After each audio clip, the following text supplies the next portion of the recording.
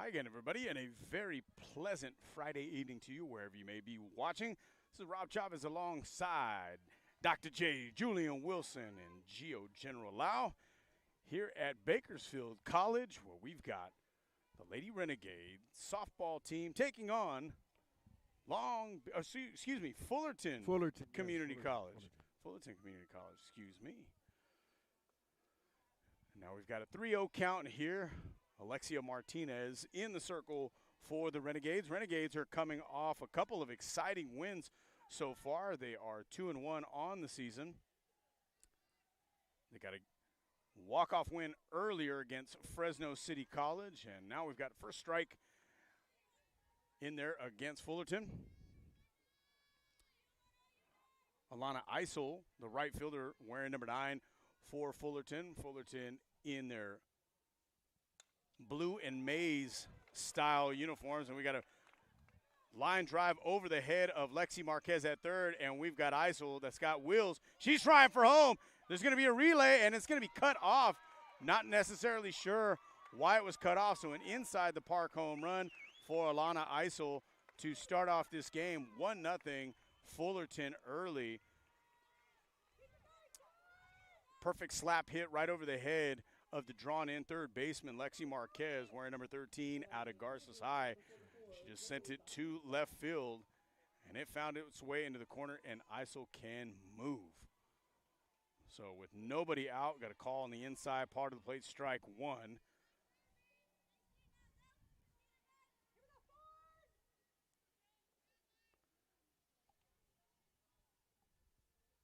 Martinez checking her card, twirling around the softball. She's got her pitch. Here she comes. Ball sent down to Marquez. Marquez quickly over to first base, does not take up any time. She gets first out of the first inning. 1 out as they retire Bautista. And now we've got number 30, third baseman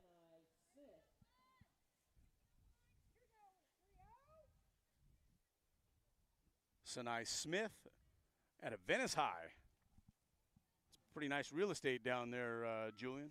It is very nice real estate. You know, they keep making the trip up here. It's a little different, but I love it. Just a little bit, right? Just a little bit, yes.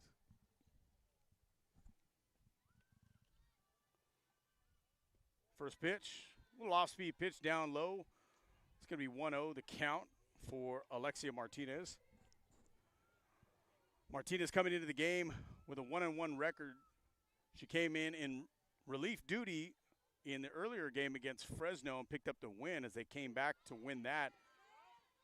She got the called strike one, 1-1 count from Martinez. The Renegades were up for most of the game, and they allowed Fresno to come back. After being down 5, they tied it up. So we get a foul ball. It's going to be a 1-2 count. Nice little off-speed pitch there by Martinez.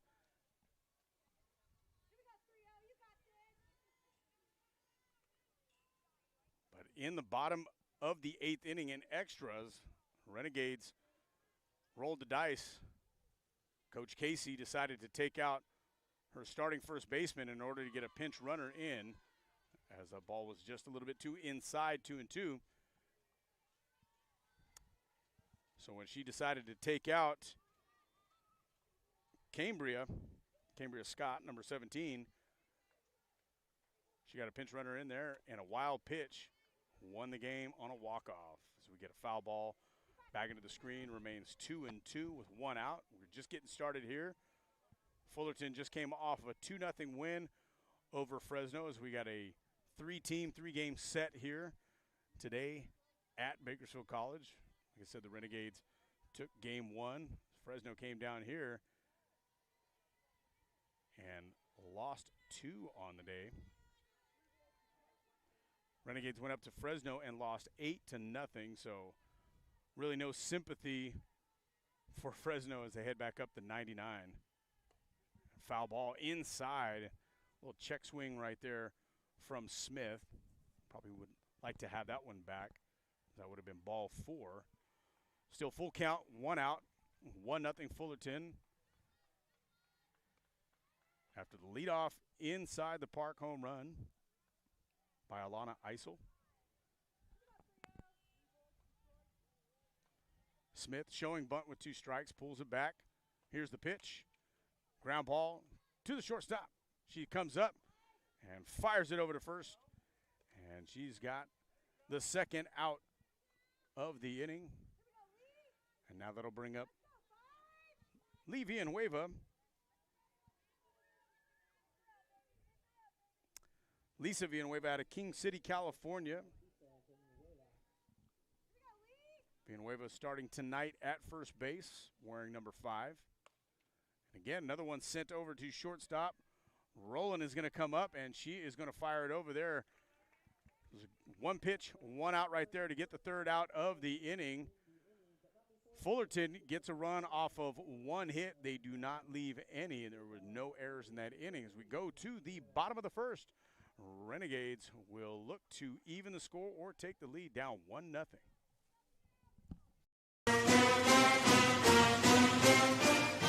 The following is a presentation of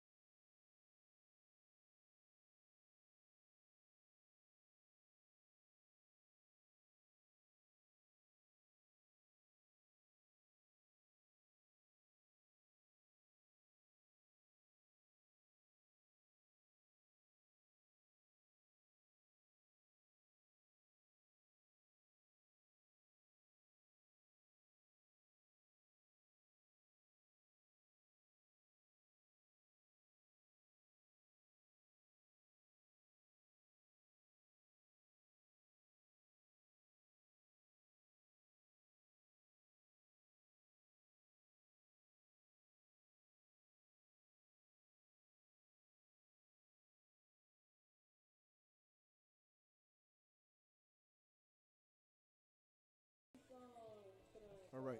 All right, we are back here at Bakersfield College, heading into the bottom of the 1st inning. Renegades taking on the Fullerton Hornets tonight. Hornets with an early 1-0 lead off of an inside the park home run on the leadoff batter, Alana Eisel, who's now patrolling right field. And our leadoff hitter tonight will be number 10, Sophie Oliver. Sophie starting tonight in left field. First pitch gets away from the catcher, ball 1. A lot of new faces for Coach Goodman's team here at Bakersfield College. Sophie, one of them. Freshman out of Frontier High School as she takes ball 2, gets the count deep in her favor. Good opportunity for her to be picky on this next pitch. Oliver with great speed at the leadoff position. Ball called right on the outside corner. 2-1. And again, if it wasn't that perfect pitch, Sophie's probably not taking that.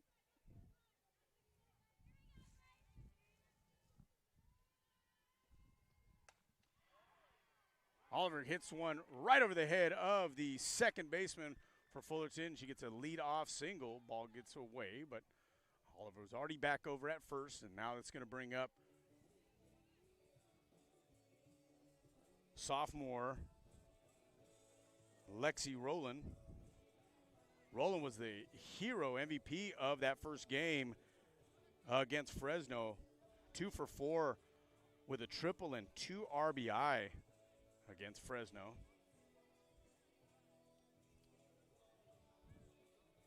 We're talking to the public announce team downstairs in the press box. And Lexi's taken not necessarily a direct route to her sophomore year. She went out of town after playing at Stockdale High School. Didn't necessarily work out, came back home and has been dealing with injuries. And so she's finally healthy, and I know Coach Goodman is happy to have her.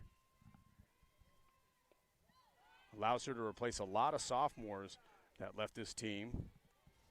from last year. We got ball 1, 1-0. Oliver, threat to steal over at first.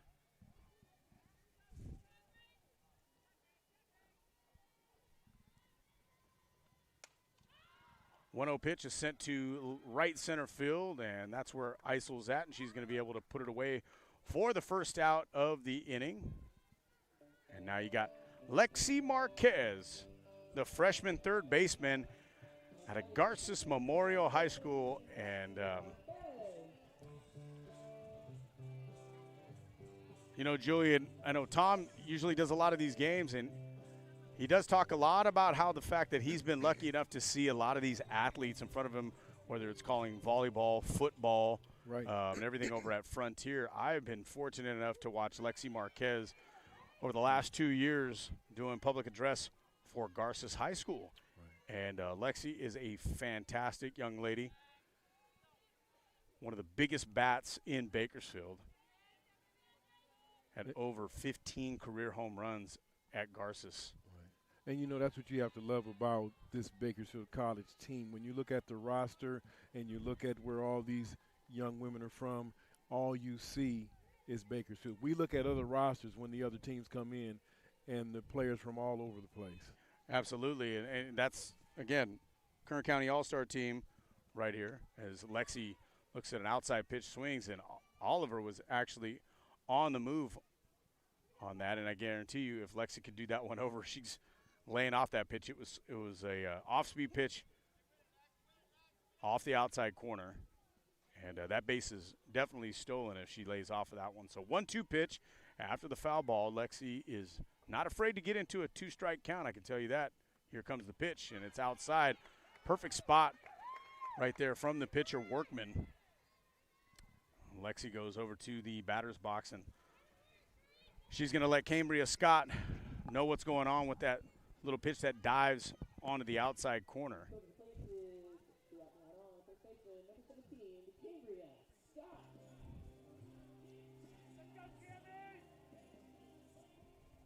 So Cambria Scott coming up to the plate and got the game-winning hit against Saddleback College.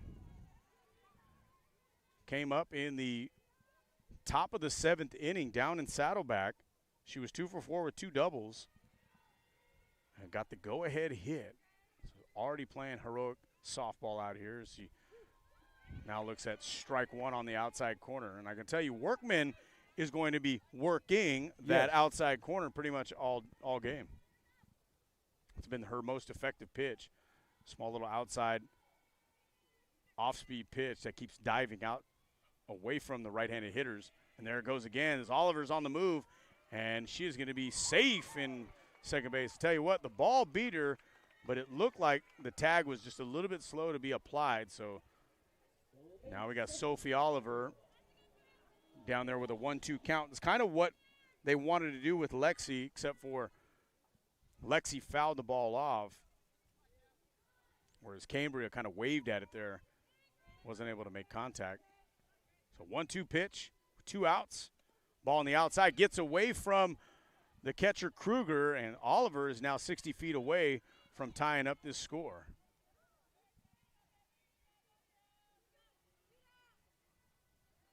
Again, 2 outs. Deuce is wild up there on that scoreboard.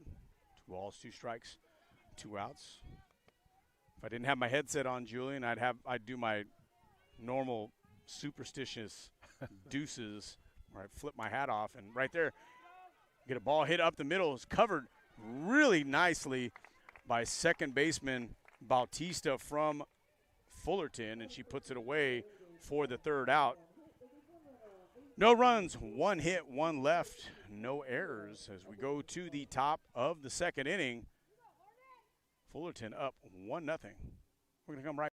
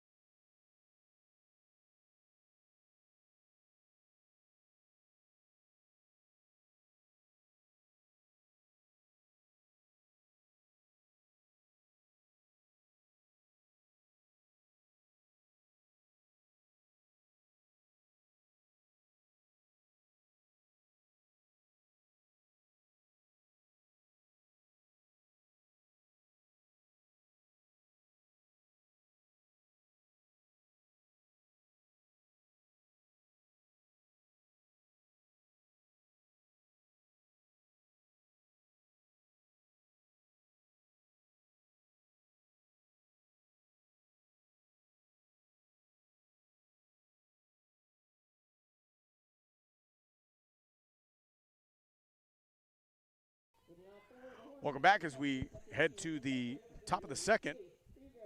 Fullerton up 1-0. Now we've got the catcher, Faith Kruger, up, and she sends the ball into right field, just past our second baseman, Harrison. That ball was just way too hot. Harrison took one step left, knew she wasn't going to be able to get to that. We got a base hit, runner on with nobody out. Kruger wearing number 88. Don't see that too often. No, not at all. It's a big number. Yeah, it's a big number. You think of the playmaker, Michael Irvin, Yeah. when you see that number 88. A lot of 88s, man. Another pitch on that outside corner. That just tells you right there that this umpire tonight, he likes that right side of the plate. So we got 0-1.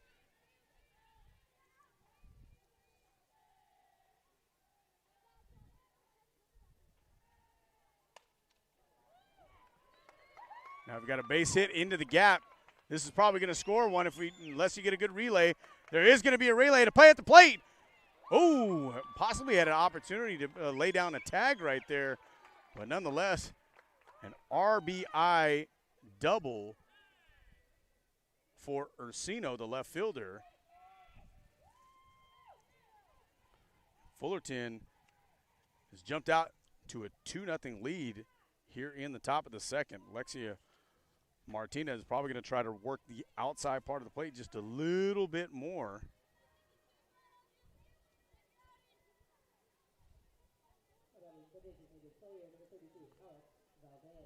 It's good to also get your catcher off the base path, too, right before the inning, as we got a bunt. It's going to be sent foul.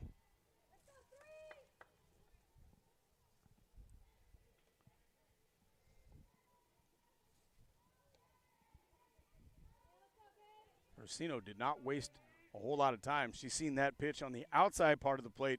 Martinez brought it back inside, sent it into the left center gap. 0-1 pitch, going to be bunt sent down to Marquez. Marquez quickly scoops it up and gets it over to Harrison for the first out of the inning. But Ursino gets sent down over to third base. So Fullerton 60 feet away from making this a 3-0 game. And now you've got Danovich coming up to the plate, the shortstop wearing number 12.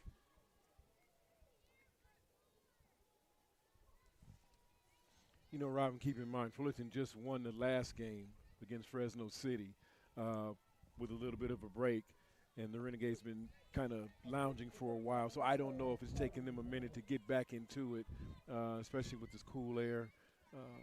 It may be part of the problem. We'll see shortly. Yeah, so we got an 0-1 count. Yeah, I can tell you that I'm a softball dad myself. My daughter is at Garces, and I've been to enough as we get a pop up right to the pitcher inside the circle. Martinez puts it away for the second out. So now we've got 2 down. Number 9 hitter comes up, Hilvers, center fielder wearing number 13. Yeah, and again, I've been out to tournaments, and I can tell you my daughter has had to play 3 games in one day. Right. And if you got the wind in your sails and you just came off of a win, you're a little bit more positive, you got a little bit more juice going, and you come out in situations like this where you come out hot. But if you lose that first game and you got to play again, you're down, you're like, oh man, I just played 7 innings of terrible softball, and now I got to come back out there and play it right again 30 minutes later. Right. Sometimes that could be a little bit demoralizing as Ramirez misses the strike zone for the second time in a row. 2-0 count to the number 9 hitter, Hilvers. It probably does not sit really well with Coach Casey. As you get a ball sent to center field, it's going to go back. Tracking it is center fielder number 4, Emily Hernandez out of Highland High School. Takes that threat away from putting up another run on the board for Fullerton. So 2 hits, 2 runs, 1 runner left on as we go to the bottom of the second. Renegades down 2-0.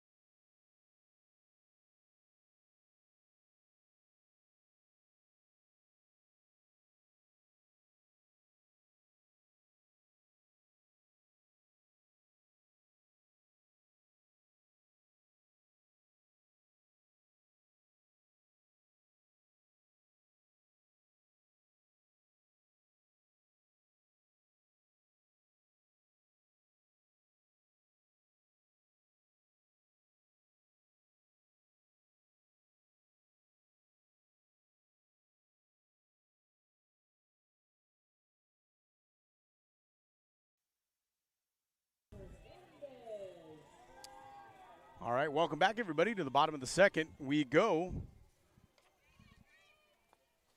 Bakersfield College down 2-0 to Fullerton College. Leading off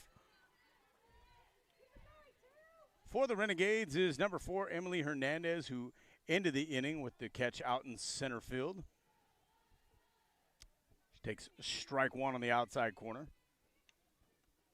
Pitch number 2, also on the outside corner, but looks like it was a little bit down. Evens the count at 1-1.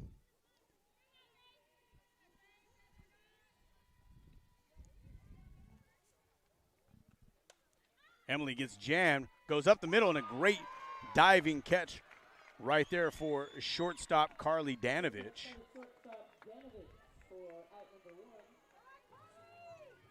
And in a cold night like that, you were just talking about it, it's starting to get a little bit chilly here. Right. You get sawed off like that on the hands, and that kind of vibrates a little bit. So hopefully it's not going to linger too much for Hernandez. So now we've got our designated player / pitcher, Alexia Martinez, number 11, comes up. Hopefully she's going to be able to help out her own cause. Ball on the outside. Part of the plate. A little bit too far outside for our umpire here behind the dish today. So it is ball 1, 1-0. 1-0, I should say. 2-0 is the score.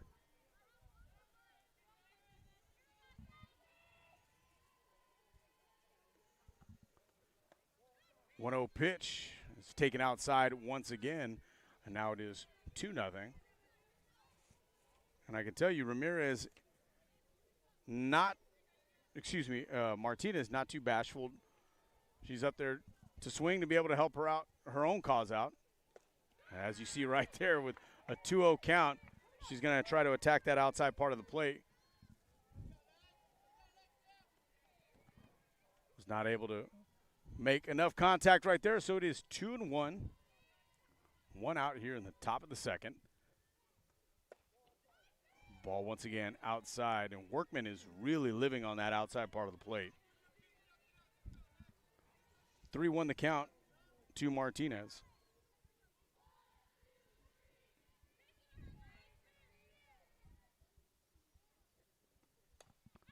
Martinez sends it over to the second baseman for Fullerton, Zoe Bautista, and that'll be the second out of the inning. And now coming up, Andrea Barajas.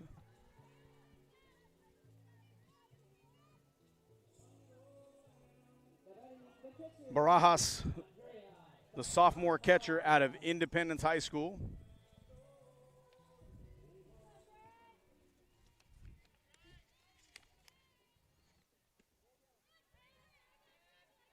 Barajas looking for her 3rd hit of the season. She takes ball 1, 1-0. Workman, again, been living on the outside part of the dish so far tonight. I get a pitch right over the middle of the plate, and I can tell you this, Barajas wished she could have that one right back. Stepped in the bucket just a little bit. What that means for those of you guys who are watching at home is usually when you try to train somebody to keep that front side in, that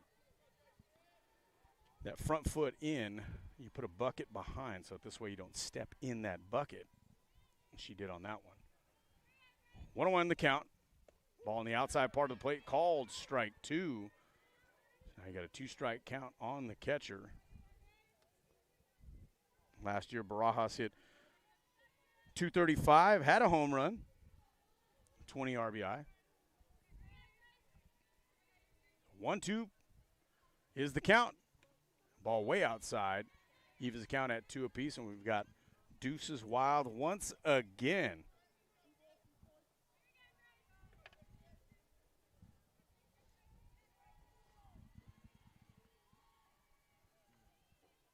Workman comes to the plate.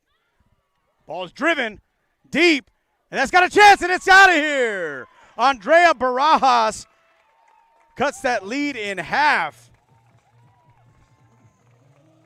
Fantastic swing on a 2-2 count for Andrea Barajas. And all the Lady Renegades are around her, and that is the first home run of the season for the Renegades. You got to feel good for the catcher when she's able to do that and help out her pitcher right there. 2-1, Fullerton still on top.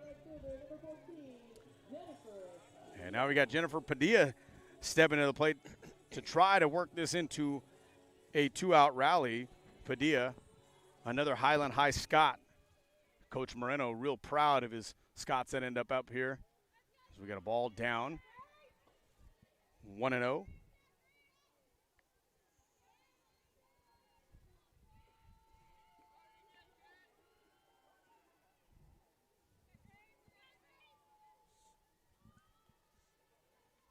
Count, fouled.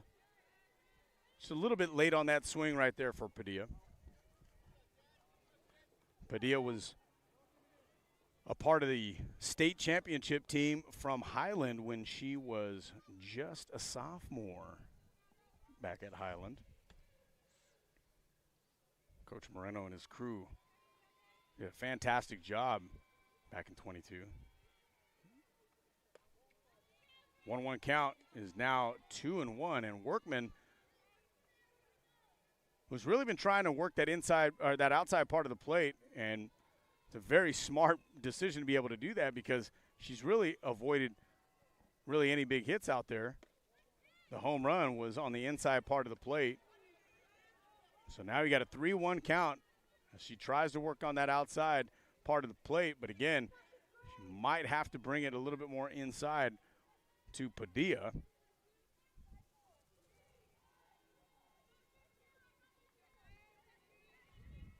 Workman delivers, puts it on the outside part of the plate. And a little pop fly over to the first baseman. Lisa Villanueva ends the inning. But the Renegades get a run off of one big swing of the bat from catcher Andrea Barajas and have cut the lead down 2-1 as we head to the third inning right here at Bakersfield College. We're going to take a quick break.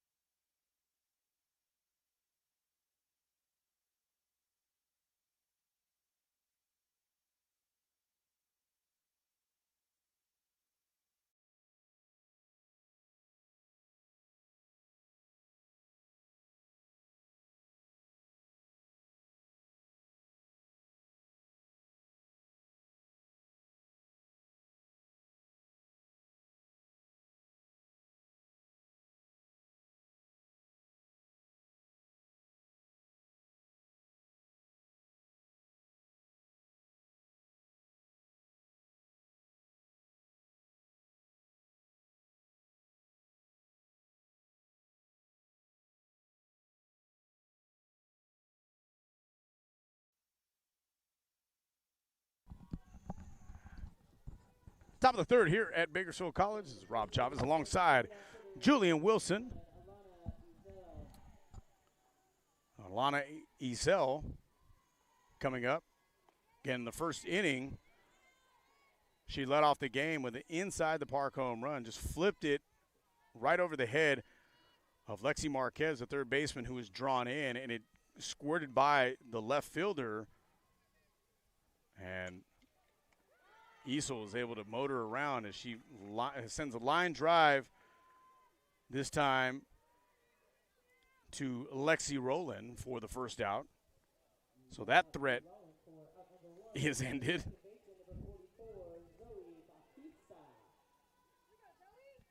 And now you've got Zoe Batista stepping to the plate. Zoe grounded out to third in her first at-bat, showing bunt. Martinez comes to the plate. Batista pulled it back, took strike one on the inside part of the plate.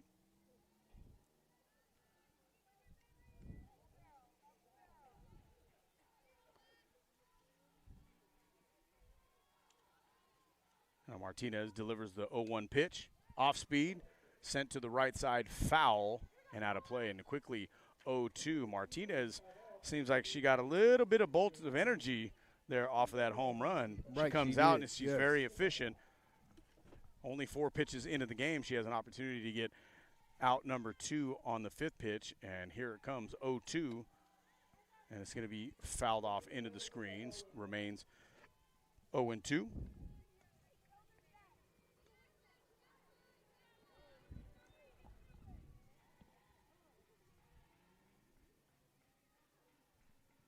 Umpire is going to go out and talk to Martinez and see if there's anything wrong with the softball.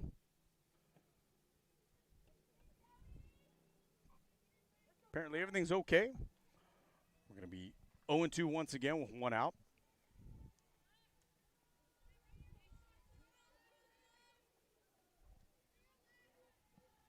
Martinez gets her pitch. Barajas sets up way outside.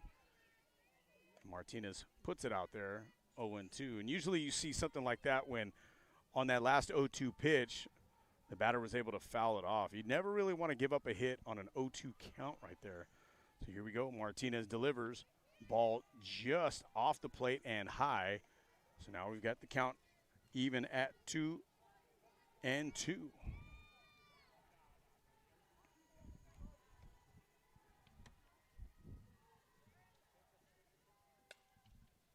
Ball sent to the right side of the field, and it is foul.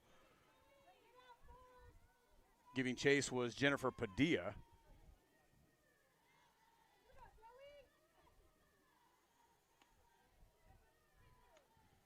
So now we got, again, another 2-2 count.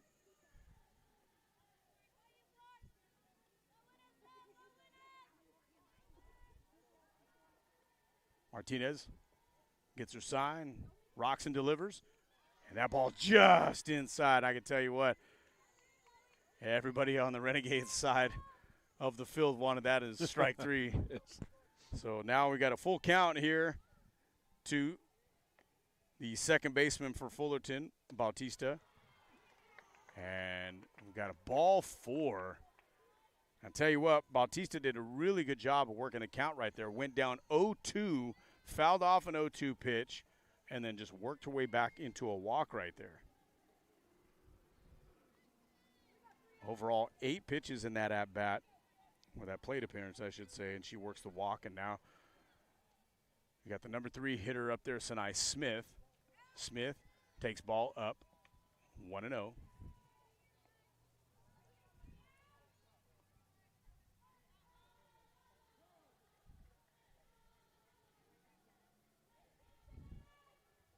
So now we've got a timeout here called by Coach Goodman. She's going to talk to just her pitcher. She waves off her infield. And if you notice, Coach Goodman really commands a room. She commands a field. And I'll tell you what, she's one of the more respected personalities in softball around the state. Yeah, I was talking with someone earlier about the coach, and I said, I'm so impressed with just her presence and her presence with these young women. 100%. And I feel like, personally, she could coach anywhere in the country. Yeah, she has, and she's played not only all over the country, but she's played around the world as well, too. Yes. So she's got a lot of experience that she brings to this Renegade program. All these young ladies are privileged to have her as Smith pulls back the bunt look there, and she takes ball 2 down it and away. And I got 2-0, and it's a real dangerous pitch right here for Martinez. Delivers. Off-speed pitch in on the inside part of the plate. Called strike 1. 2-1 with Bautista standing over at first. 1 out. Martinez delivers. Ball again low.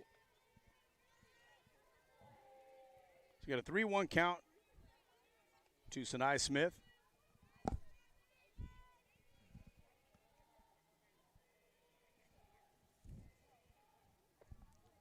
Smith takes strike 2. Nice pitch right there for Martinez. Loads up the count at 3-2. Could possibly see Bautista taking off right here. Here comes the full count pitch. Ball sent into right field. Padilla right there under it, and she brings it in for the second out of the inning. Good job right there by Martinez to be able to fight back into that count and get the second out of the inning.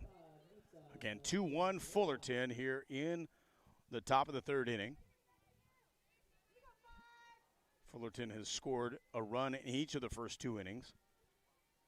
Renegades got a run of their own off of Andrea Barajas' home run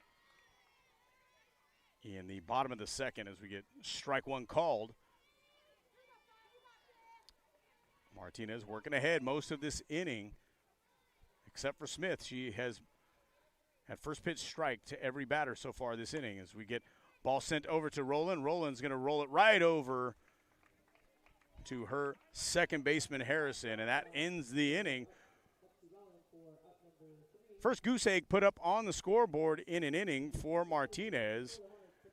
As they get no runs, no hits. We leave one runner on, and no errors for the Renegades in the top part of the third. We're going to go into the bottom of the third. Renegades down 2-1. And, I think the umpire went out there to talk to Alexia about something, how she was addressing the ball, because he went over there and talked to Coach Goodman in between innings as we see the entire bench from the Renegades go out there and sprint out to left field. And why are we doing that, Julian? Because we're cold. Not only are you cold, but you just don't want it to be so boring. Right. I always take this back to, and again, I really never thought this as a little guy, but when I get to high school, my first head coach was Art Gonzalez. We call him Tootie. Yes. Well, Tootie is now the head baseball coach at East High. He took over for me when I decided to leave. And he's our head counselor over at East High School as well, too. But when I first got there as a 14-year-old freshman at East High, he was my JV head coach. And he tells me, baseball's already boring enough. Let's not make it any more boring. That's right. And I said, Coach, you got a great point. Well, so we used to always tell that to all of our guys, to stop making this game boring. Let's do something. Well, Rob, that's why they made hot dogs. That's the reason. Okay. Well, the mustard's off this hot dog. That's right. So we've got Isabella Harrison stepping to the plate. Sophomore out of Independence High School.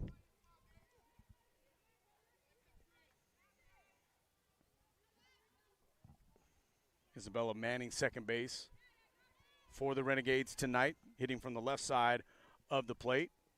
She comes up in a slap batter style and takes ball 2 low. And again, this is something that coaches really don't like to see. You get a number 9 hitter up there and you quickly go down 2-0.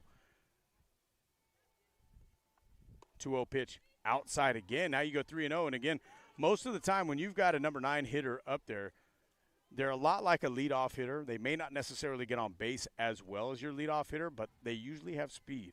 And that's what Isabella's got. Seen her leg out a few triples last year. Harrison on the 3-0 count. Ball is low, and 4 straight pitches to Isabella Harrison. And she flips over something to Coach Goodman, and Goodman's like, what do you want me to do with this? So good job for Isabella to get on base to lead off the inning. And now we get to the top of the inning once again. Sophie Oliver going to come up. Sophie did nothing but take the second pitch of the game into the outfield, got a leadoff single. So we're going to try to see if she can make it 2 for 2 today and get Harrison moved over as well.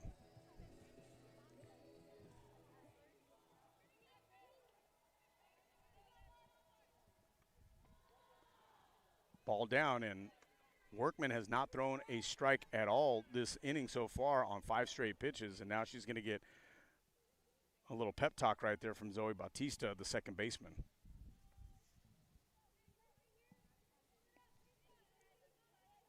Bautista, sophomore, standing 4'10". 4'10". 4'10" is what we've got here in the on the old roster.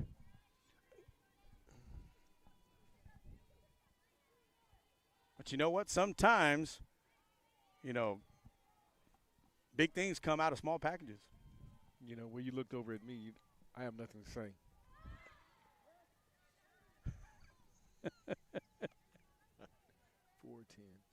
4'10". 4'10". I mean, hey. Yeah. Well, next week is going to be the opening ceremonies of the Winter Olympics, and a lot of times you see athletes of all shapes and sizes that are dominant in their sport. So here we go on a 1-1 pitch. Bunt attempt, but she pulled it back. Now we've got a 2-1 count. Rob, you always make a good point. I mean, we've seen the NBA, we've seen the Spud Webbs and Muggsy all those Bogues. guys. Yes, and they jump over the rim. I don't know how they do it. God-given ability, I can tell you that, and some training. Yes, and some heart. 2-1 count. Ball hitting the left field. Retreating back to be able to make that catch is left fielder Ursino. She brings it down for out number 1 in the bottom of the 3rd inning. And now we've got Lexi Rowland coming up. Tell you what, we got a lot of Lexis out here. Yeah. We got Lexi Rowland here that's batting second and playing shortstop. Right next to her at third base and batting third, Lexi Marquez. And in the middle, in that circle pitching, Alexia Martinez. So it's probably short for Alexia. Alexis. Alexis, right. Lots of different variations of Lexi. So we get ball 1 on the outside part of the plate. Again, Rowland was the hero down in Saddleback.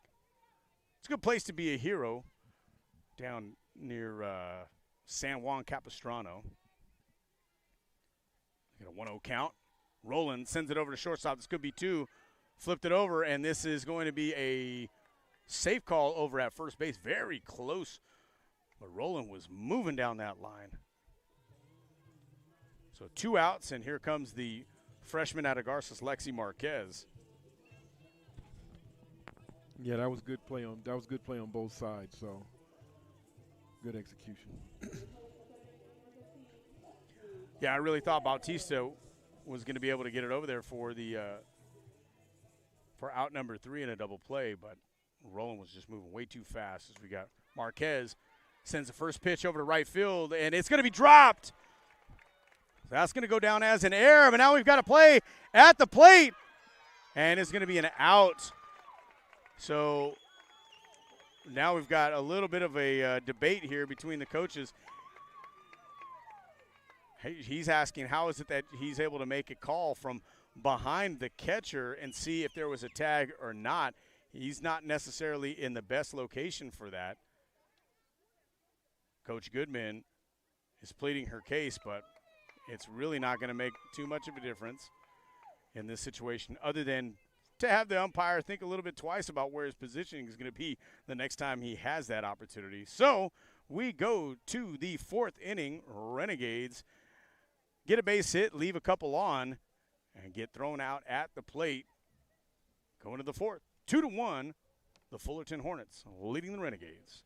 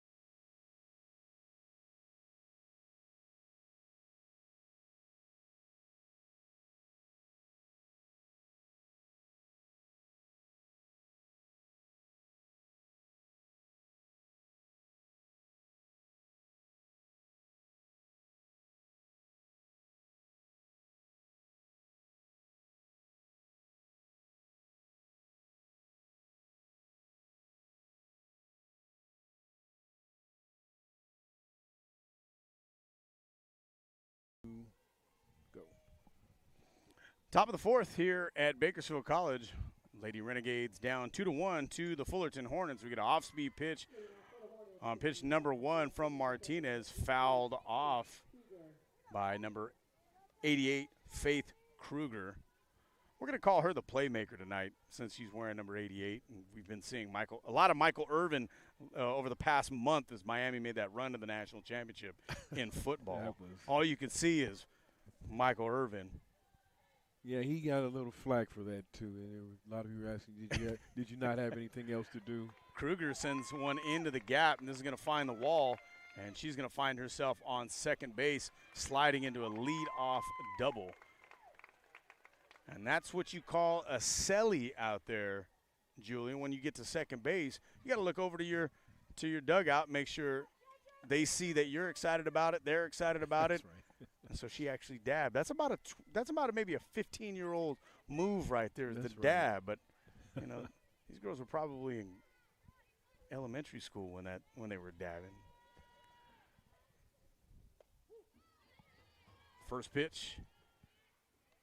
This time to Ursino is taken for a strike, 0-1. And I tell you, Martinez has done a really good job over about the last 6 or 7 hitters. We got an bunt attempt, and looked like Kruger was going to try to be able to steal a base in that situation if she caught the Renegades defense sleeping right there, but they were not. But Ursino takes strike 2 there. Martinez now comes to the plate. Ball is going to be sent up into foul territory, and that is brought down by second baseman Isabella Harrison. 1 out, runner at second. Now we're going to get Valdez stepping to the plate for Fullerton.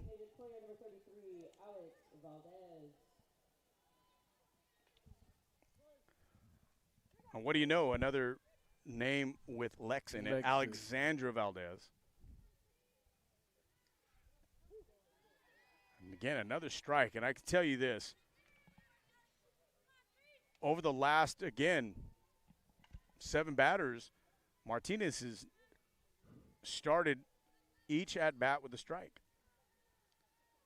You love to see it if your Coach Goodman makes good, efficient work and gets you ahead of the count really early. Lets you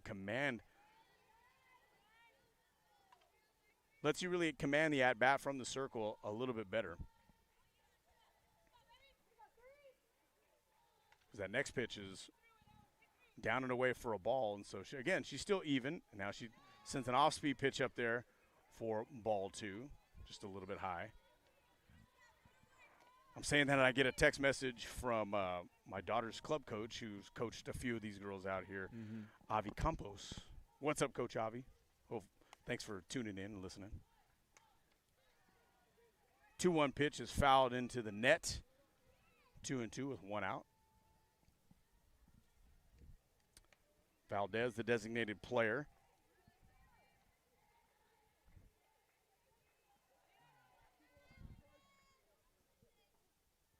That just means she didn't really have to bring her glove today because she's not playing a position. That's right. She's just hitting. And she sends that one into center field. This one's kind of in no man's land right there. And a good job by Harrison covering a lot of ground to be able to get that into shallow center field. And she makes fantastic play for the second out. And now it looks like we're going to have a pinch hitter here. So this is number 21, Anela Quinones.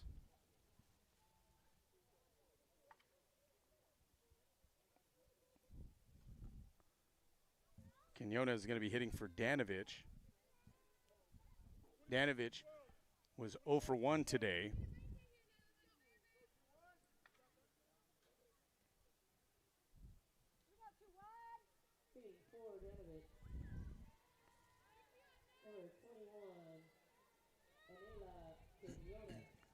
So Quinones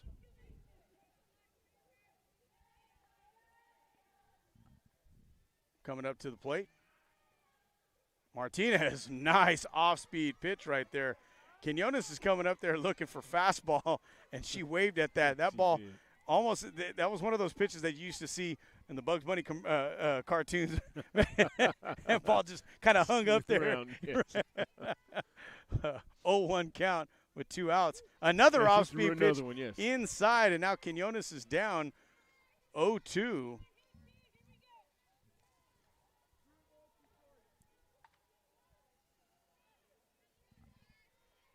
Martinez, 0-2 pitch, sends it. Oh, and there's going to be an error. Oh, she runs right through the stop sign, and she is going to score. And on an 0-2 pitch, Acela Quinones was able to get a ball by Roland. Roland just let that ball play her in that situation. You know, again, when you're coaching that as a shortstop, you know that the runner on second base is not moving. And Quinones, you know, again, really good good hitter there.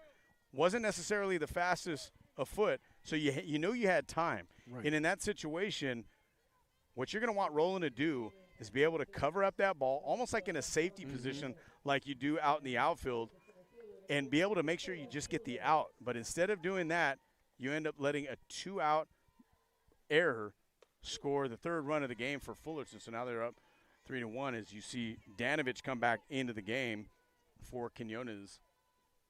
So Quinones is done for the day, but she did what she was called off the bench to do, is the odd off-speed pitch sent into center field for the 3rd out of the inning. But Fullerton picks up another run off of 1 hit. There was an error and a 1 runner left on. Go to the bottom of the 4th, 3-1 Fullerton.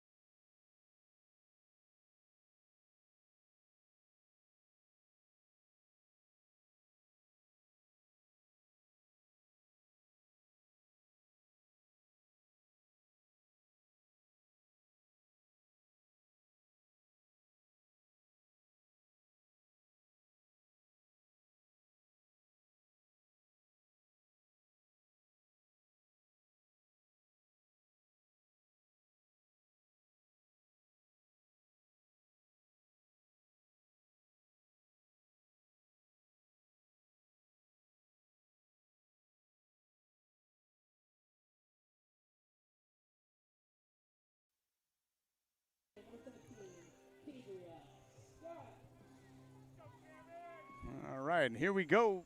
Bottom of the 2nd. Or excuse me, bottom of the 4th.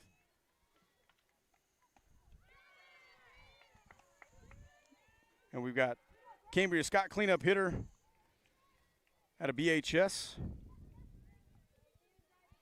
Sophomore swings and misses at strike 1. I want to make a correction as well, too. Didn't necessarily want to pick on Lexi Rowland too much. According to our statistician downstairs, that is a base hit on a hard hit ball. So no error on Lexi in that last inning, as we got the count quickly to 0-2 to Cambria Scott. Workman comes to the plate, ball way outside for ball number 1.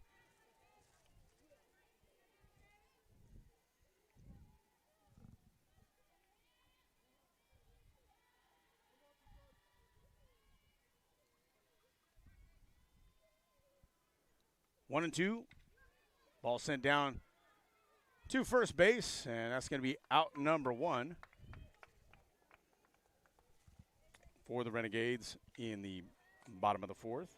You know, it seemed like we got to this fourth inning pretty quick. Yeah, it definitely moves pretty quick. And like you said, it's a lot has to do with the fact that they don't waste a whole lot of time in between innings. Right. They get right to it. Field's a little smaller. I mean, they're able to get in and out. Yeah. But, yeah, they're not wasting a whole lot of time. Not at all. Strike one on the outside corner.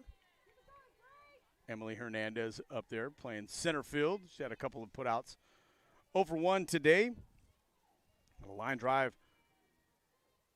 Her first at bat to the shortstop on a diving play. Otherwise, that's usually a base hit. I would say about 4 out of 5 times that she does that.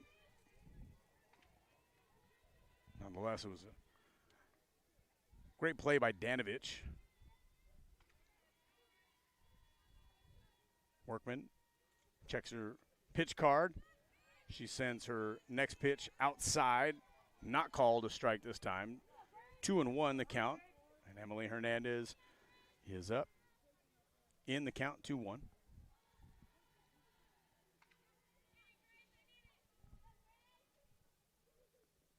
Two-one pitch sent down to Coach Goodman. Foul. Now we got 2-2. As you see, Coach Casey has the hood on now. Yeah. She actually looks completely different with the hood on. She looks like someone else.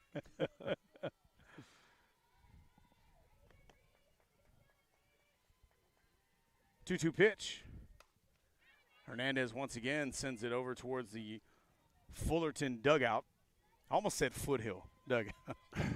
Well, we're not far from foothill. We're not up here at beautiful northeast Bakersfield. Almost a full moon out tonight. Shout out to Vance Palm. He's usually the lunar guy, always pointing out sunsets and full moons and whatnot. Yeah, he sure does. That's right.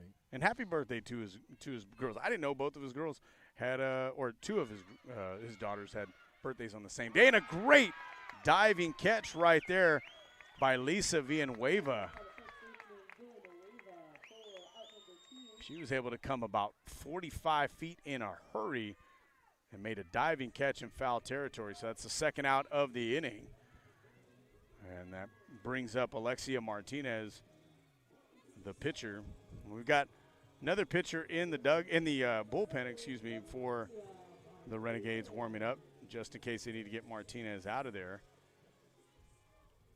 Martinez is the designated player and pitcher, so she could technically stay in the game as a hitter and be substituted out at the pitching position. We got strike one on the outside corner to Martinez, 0-1. Still a lot of game here left for the Renegades. They got 10 outs to work with here. Down 2. Ball way outside. 1-1.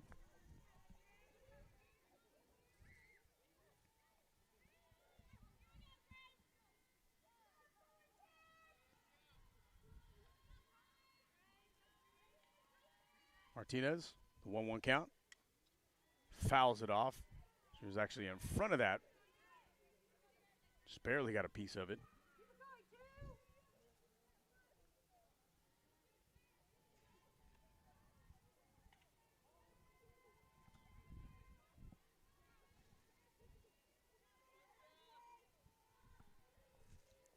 Martinez popped it up to the second baseman, Bautista, in the second inning. Looks at ball 2 on the outside. 2-1 count with 2 outs. Fullerton up 3-1. Again, Fullerton coming off a 3-0 win over Fresno in the meat part of the sandwich today. We got 3 games. Renegades beat Fresno in the first game earlier this afternoon. And then Fullerton also put it to Fresno as well, as we get swung and a miss on the outside part of the plate. And the Renegades go down in order. Perfect inning for Workman. As we go to the top of the 5th, and the Renegades are down 3-1. They're going to try to get something going. Renegades are going to be back out here tomorrow against Fullerton. good start to this season so far. Renegades 3-1. Last year, overall 21-21, went 21-19 in the regular season, Right. and then went down and faced a very, very, very good Long Beach City College team that went into the playoffs 37-3. Wow. And you know we have to commit. We have to commit and looking at this thing in terms of these are all student athletes. 100%. So when we see another school that does well like that, there's nothing favored for either school when it comes to their careers here at their respective colleges. Yeah, and I can tell you that it was a really competitive tournament last year because you had 5 teams in that tournament that had less than 10 losses overall, and 4 of those teams had less than 5 losses. But I can tell you 2 of those teams in El Camino and Long Beach were out even before the state tournament. So, just really when you get in a tournament time, it's really whoever's the hottest Who's at hot. that time. And speaking of tournament, we were just talking about it before the game. State tournament is going to be hosted right here in Bakersfield. At our field. At our field. Yes. Yes. I mean, we are going to also share it with Cal State for a few of those games, so they will host it out there. But the bulk of the games are going to be right here at Bakersfield College, so we're looking forward to that here in the month of May. Which is coming up quick. Oh, it'll be here in a snap. So now we get to lead off the top of the 5th inning. Alana Easel 1 for 2. She had that leadoff inside the park home run. She also has an RBI. And Alexia, again, gets ahead in the count early. We've got Eisel sends it into foul territory for strike number 2. She comes up in that slap hitter style where she's kind of taking a couple of steps before she's able to make contact with the ball. You'll see a lot of that out of these left-handed hitters here with speed. So 0-2 with no outs. Here as we get started here in the top of the 5th inning. Renegades down 3-1. Martinez, before she's able to deliver, has Easel call time on her. Sometimes it's a little bit hard to figure out what pitch you want to throw. That's right. But on an 0-2 count, you're probably not going to be throwing something right down the middle of the plate. And she does it, sends it right over to Lexi Marquez, who's able to come up with it and throw her out for out number 1 of the 5th inning.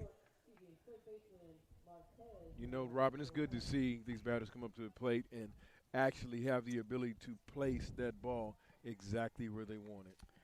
It is an incredible talent that takes a lot of practice. Yes, a lot of practice. Lots of practice.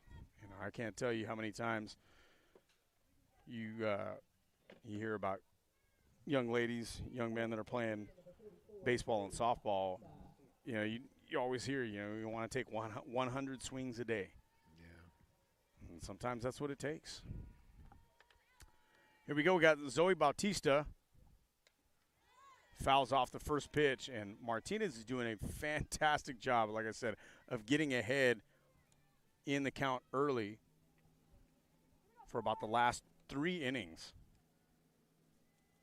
And she's throwing that off speed, and you can see the Fullerton batters kind of buckle a little bit. Yeah, they kind of that bat stutters and they swing hold. Strike 2 on the outside part of the plate.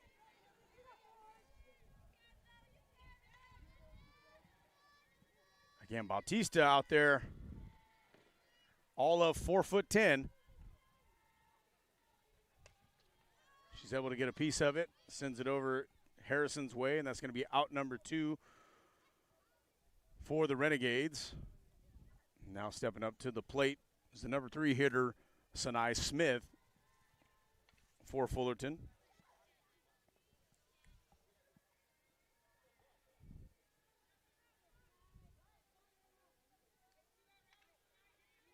You hear from the Fullerton side of the field, 2-out rally. They're trying to will their way into another run here for a little bit of insurance, and ball one. So Martinez, a little bit unorthodox for her to be able to start off with a ball on first pitch. 1-0 count. Now it's a 2-0 count as the ball runs a little low. And, I say this is Martinez, and it's not. We have a new pitcher. This is Lillian Visser for the Renegades.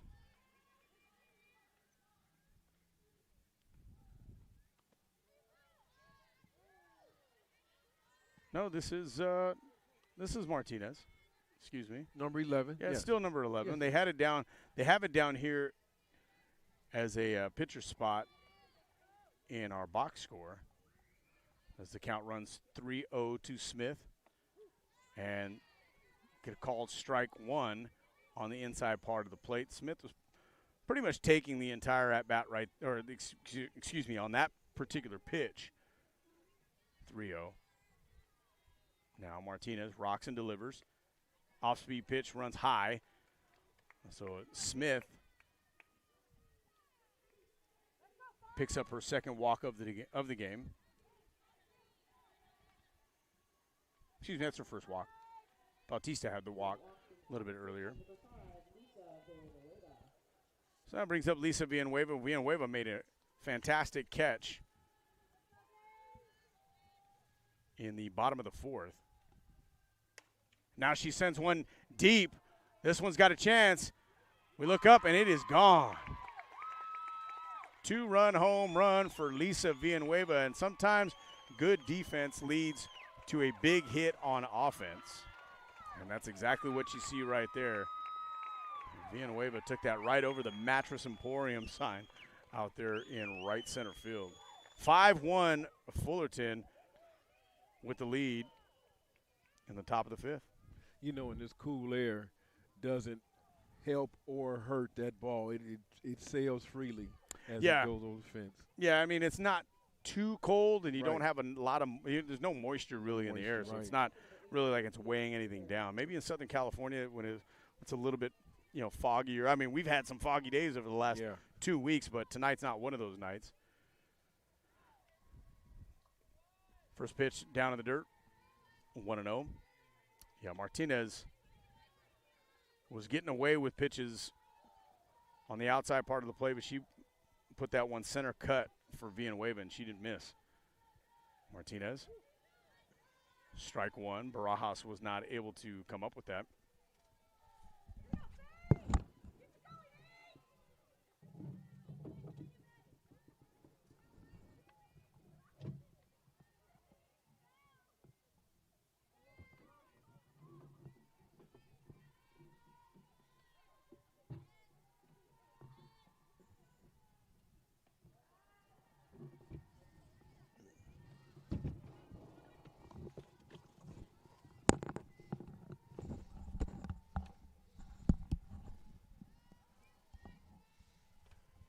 There you go, ball two, 2-1 count.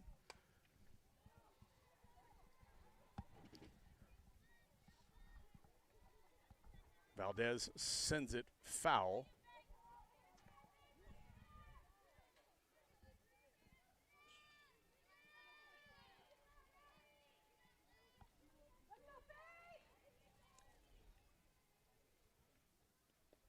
Ball in the dirt.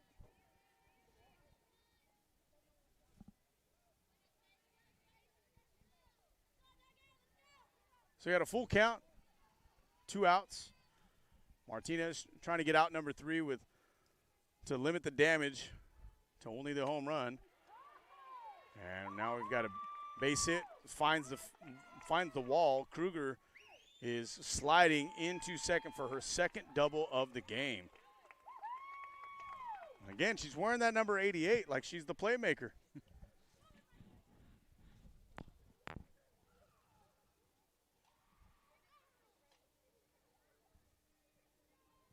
And she also scored the run in the last inning as well, too, running right through the stop sign of her third base coach. We thought we had the play at the plate, and the umpire was standing behind the catcher, wasn't able to make that call. Now it looks like we might be having a pitching change here. Coach Goodman is inside the circle with her pitcher and catcher talking to Martinez and Barajas. So we'll find out if this is going to be a pitching change.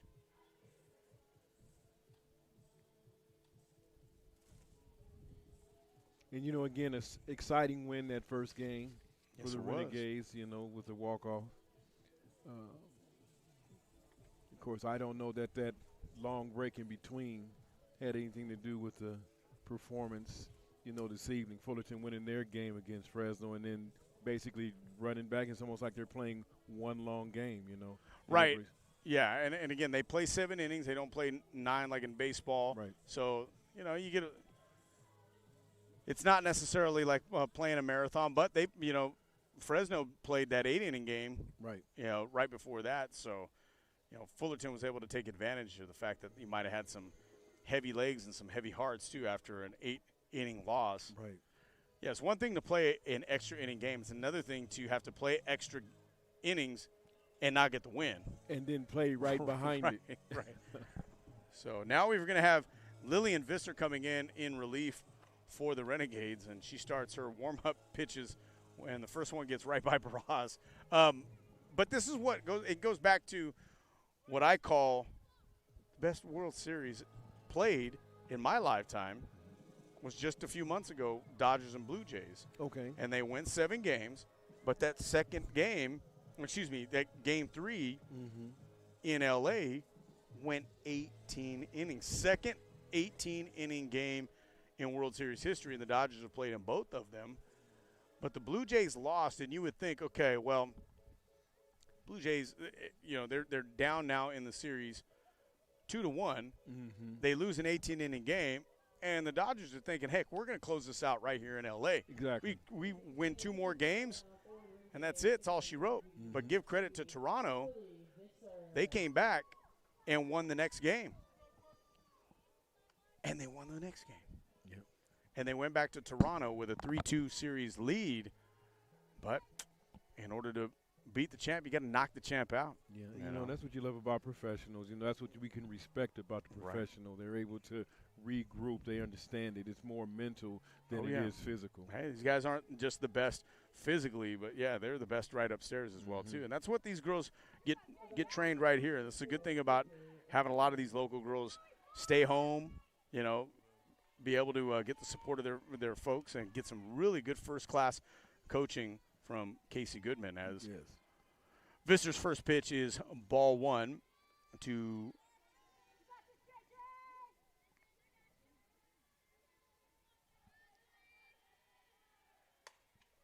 and now the ball is sent into Padilla in right field. Padilla mishandles it, and the run's going to score. So Kruger's going to score her second run of the game after her second double of the game as well. Juliana Ursino with an RBI. Fullerton also had kind of an up-and-down year last year as well, too, 19 and 23 overall, and they ran into a buzzsaw in Orange Coast College, and Orange Coast ended up in the state tournament as well. So, these teams sometimes are just a couple of players, a couple of plays away from winning a whole lot of games. Just really kind of how the ball bounces. So, Renegades down now 6-1 in the top of the 5th. Now we've got a new batter for Fullerton.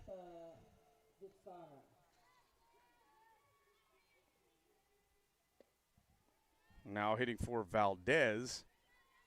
Looks like that's number 22, Sam Vizcarra.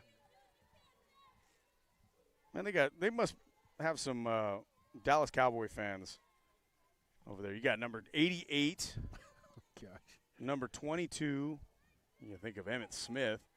But in baseball, you think a little bit more like a Roger Clemens and Clayton Kershaw. Well, I'll agree with that comment once I see a number 99 run out of the dugout. And then I'll say, okay, maybe they do have some Dallas Cowboy fans. Exactly. Ball runs inside on 2-0. Good pitch right there for Visser.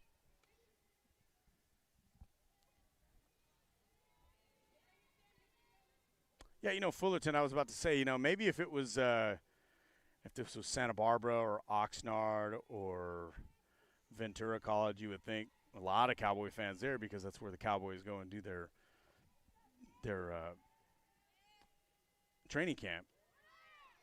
Got a stolen base there easily for Fullerton as Ursino is able to beat that by at least a second.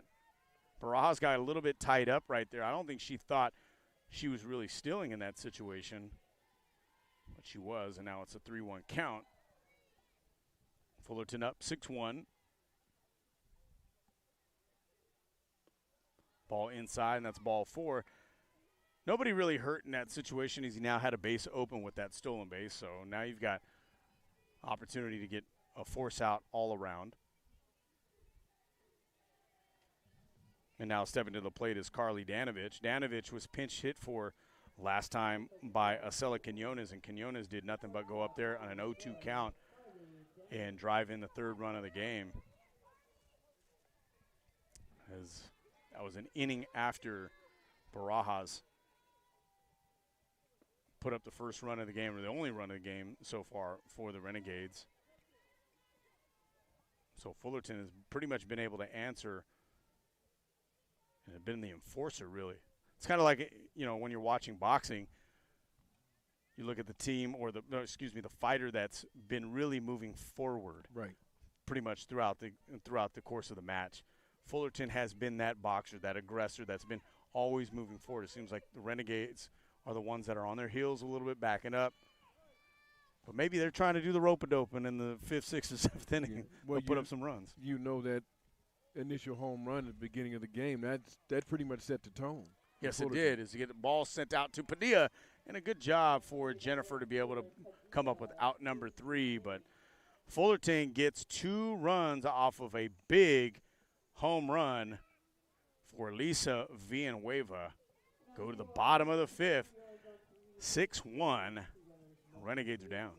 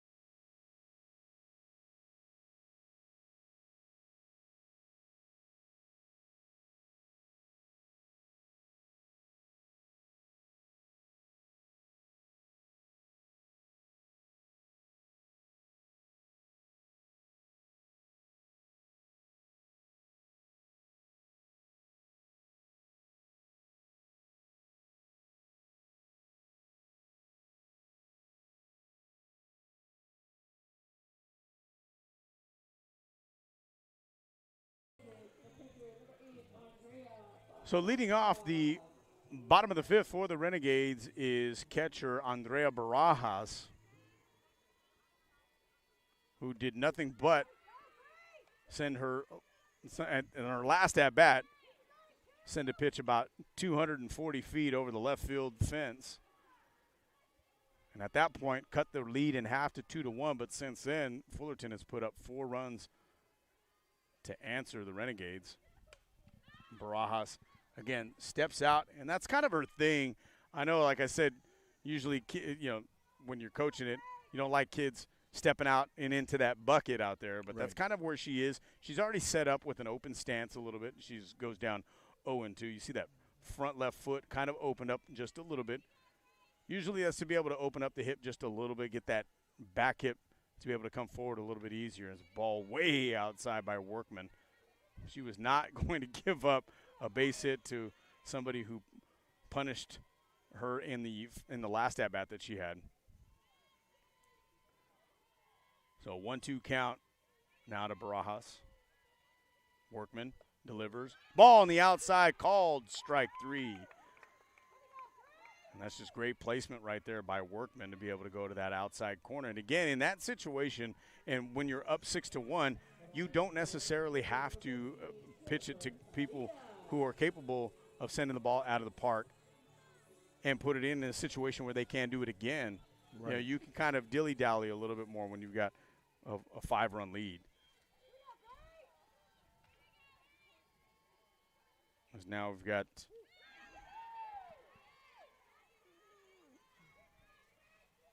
up at the plate, number 14, Jennifer Padilla out of Highland.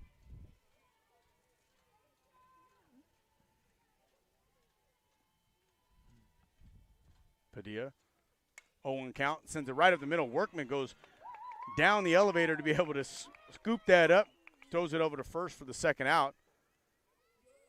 And Workman has an opportunity to have 2 perfect innings in a row right here.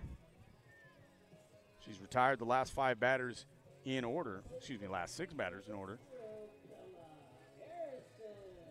And now Isabella Harrison going to be stepping up to the plate.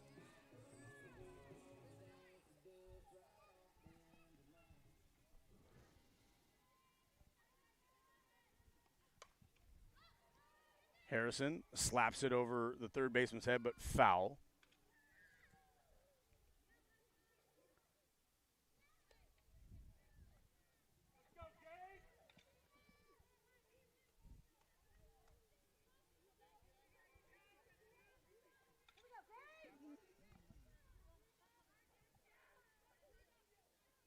Harrison trying to turn over the lineup here with 2 outs. Finds herself down 0-1. Leadoff hitter Sophie Oliver on deck. Harrison swings and misses, tries to slap at it. She's trying to pull that, but the ball kind of like disappeared on her. It's a drop ball. It's a good pitch right there by Workman. So now you got an 0-2 count with 2 outs. Workman trying to close the inning out, and Harrison fouls it up and over the net. It's going to remain 0-2. Workman doesn't necessarily she's not necessarily too concerned with Harrison, it doesn't look like, because she's going right at her with an 0-2 count.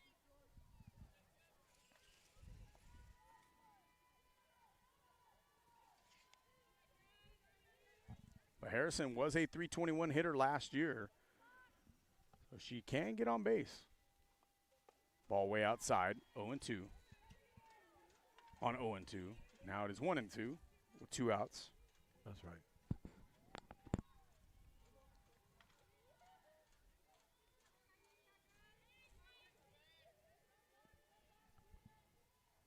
On 1-2, ball down in the dirt.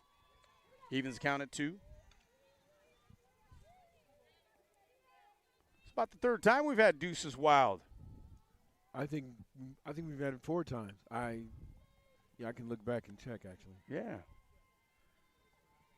So let's see if Isabella's going to be able to help us out on 2-2.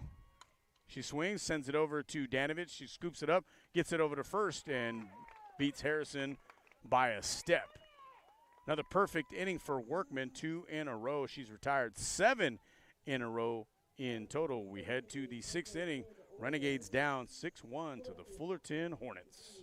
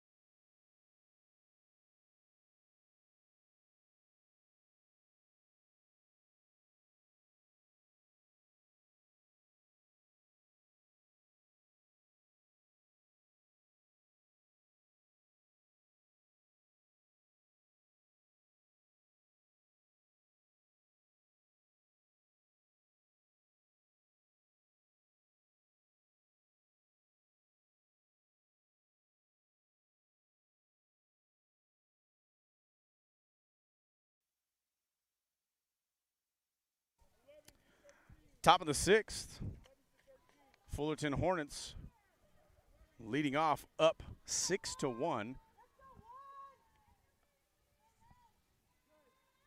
Now it looks like we've got a pinch hitter for Hilvers. Might be a substitution overall.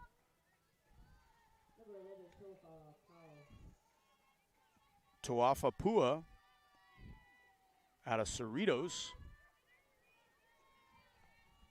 comes to the plate. First pitch by Visser was a ball. Now you've got strike one, evens the count at 1-1. And speaking of Cerritos, you know, we seen them for football. I know that we're playing Fullerton College, but she's out of Cerritos. Cerritos College won the state championship this year in football.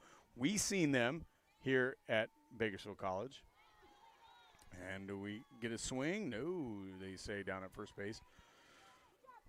So we got a 2-1 count.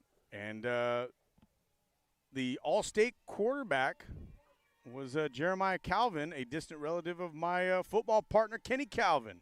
Wow. Jeremiah, I did see that he got signed. Don't know exactly where, but anytime I think of Cerritos, you know what I think? What do you think? Because, again, when I was young and we had nothing but local channels on the dial, we used to get at least L.A. channels. If you tuned in, you had the right antenna. Right. And you'd get those commercials for the Cerritos Auto Square. As we get Pua, sends it foul. Jennifer Padilla with a diving catch. Great play out there by Jennifer. And she gets out number 1, and Pua gets retired. And we got 1 out in the top of the 6th. Yes, the Cerritos Auto Square. Wow. You know what you got to love about Southern California, and I do believe Bakersfield is a part of Southern California. Yes, it is. Yeah. What you got to love about Southern California, especially with these other schools, there's so many schools down there. They have so many players, so many athletes to pull from, you know. Oh, yes, absolutely. And here we are, like I said, in Bakersfield, and we are able to create these Bakersfield rosters and create competitive teams. Yeah, and you know, that's one of the things that I was talking to somebody about when it came to recruiting out of the area. And I know our football coaches have been really doing their job of going down to Southern California to try to pick up some players for our football team here.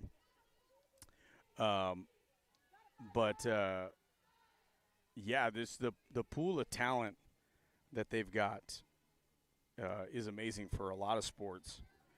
And, again, what really lends itself to that is just the incredible climate that they've got down there. Yeah, exactly. You know, I mean, we've got a pretty good climate up here. We get a lot of good athletes that come out of our area.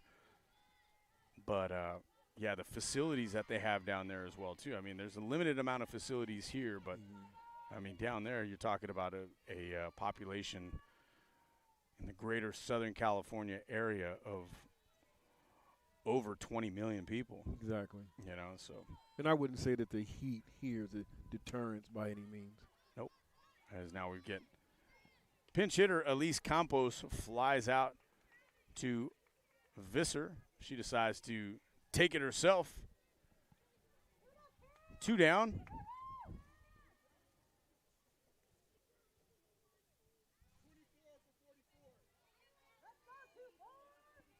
And now we've got another substitution, number 24, Cameron Zodro, out of Arlington, Washington. You think of Arlington, and you think of the town right across from Washington, D.C., but this is in Arlington in the state of Washington. Yes. And now she sends a ball deep. She's got a left fielder retreating, and great catch out there by left fielder Sophie Oliver. And that ends the inning. Perfect inning for the first time tonight for this Renegades pitching and defense. We go to the bottom of the 6th. Renegades are going to try to cut this lead down a little bit, down 6-1. And Fullerton behind Workman are going to try to end any sort of threat and try to get out of here, go to sleep, and be back here out of here tomorrow.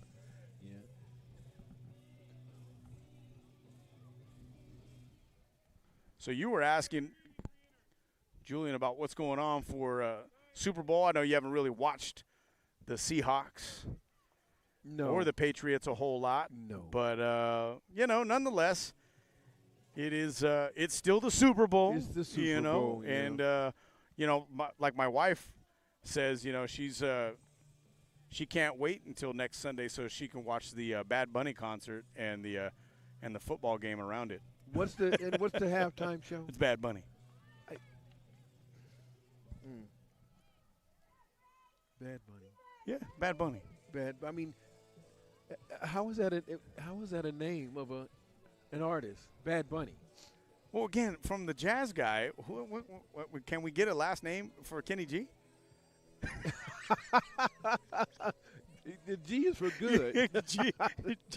Usually in this part of town, remember, I'm from the east side over here. G means gangster. Oh, God. And Kenny does not look like a gangster. Oh, man. I got a funny story about Kenny G, and I'm going to actually, play this. I'll have to end up playing this. One of my best friends went on a flight, and he was on the same flight as Kenny G. Yeah, wow. And he said that when he went on the plane, everybody, first class gets to board first as we get a 1-0 count here. Now it's evens the count at 1-1.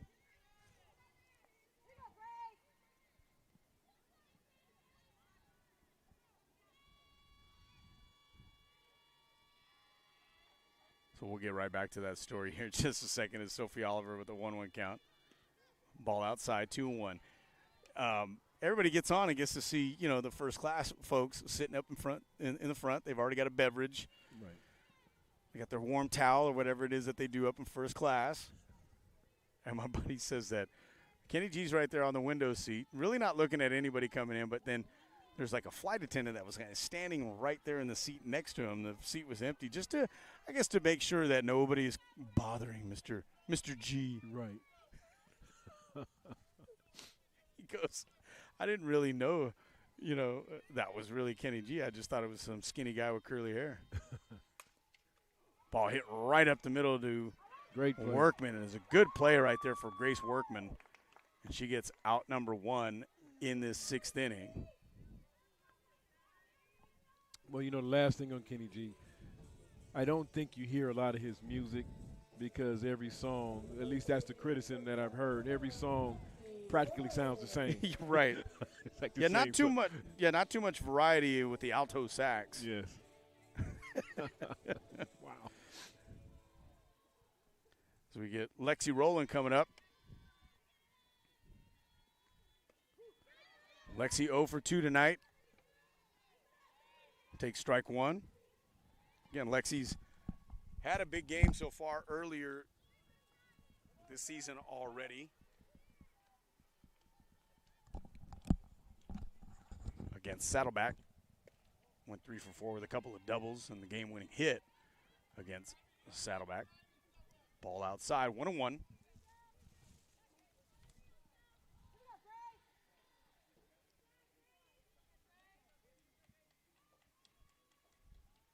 One pitch by Workman. Sends it right up the middle and a good hit right there for Lexi Rowland. Keeps her hit streak alive. And now we've got Lexi Marquez coming up. And I'll tell you what, Lexi changed her walk-up music. Last year, I wasn't playing this. I was playing AC/DC for her last year. And then when she decided to change it, she decided to go to Ozzy Osbourne. Maybe it's because Ozzy's no longer with us. She just passed. Could be a number Maybe of she reasons, just decided to retire. Yeah. Crazy Train. So now we got Lexi. She swings and misses way ahead of that off-speed pitch right there. So I think she wishes she could have had that one back. 0-1, 1 out. We've got Roland standing over at first. Coach Goodman in short right field. Ball outside. Now she's got a beanie on. She decided to go with your style right there. I see her. Yeah, she's got the beanie on. She's got the hood off. She's trying to find a way to manufacture a couple of runs to be able to get this deficit manageable in the 7th inning. Be nice to put up a crooked number here in this inning. We got Marquez with a 1-1 count, and she swings and misses through a ball up and away. Looks like a little rise ball right there for Workman, and now she's got Marquez in a 1-2 count. Marquez was a workhorse for Coach Kelly Olson over at Garces over the last 4 years. He's got a 1-2 count. Marquez sends it into short right, and it's going to be dropped. Rowland's going to have a chance to go over to third, but she stops. Good conservative base coaching right there by Coach Harding over in the third base box. And that ball had eyes, I can tell you that. Bautista didn't know whether or not her right fielder, Isel, was going to be able to make that play. So credit that base hit to Lexi Marquez. Back-to-back singles for the Renegades. And now we've got Cambria Scott coming up. And Cambria also has some power. So she's a long ball threat right here in this situation.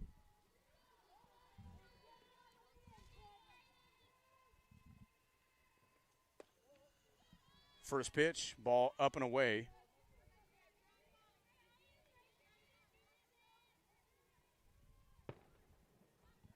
As you hear the good old east side lighting off some not-so-legal fireworks in the distance. 1-0 pitch, waved at by Scott. Evens count at 1 apiece.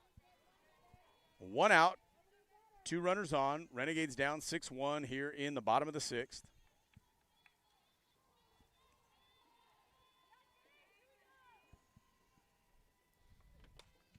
Scott sends it onto the berm over here just behind the Fullerton dugout, and now we've got a 1-2 count.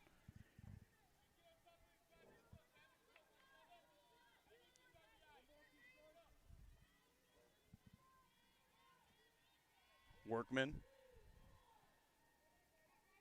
who's living up to her name, been a workhorse today for Fullerton. Her pitch on the outside part of the plate fouled off once again by Cambria Scott. Again, these two teams are going to be right back at it here at 1 o'clock tomorrow. I got to imagine Fullerton is going to be staying the night somewhere here tonight in Bakersfield. I don't think they're going to be driving 2.5, 3 hours down to Fullerton just to be able to come right back up here. Scott sends it over to second. This got a chance for 2, and this is going to be safe at first. Cambria Scott was moving. Bautista flipped it over to Hilvers, who got it over to Villanueva just a little bit late, as Scott beat it by a step. And now coming up to the plate is going to be Emily Hernandez.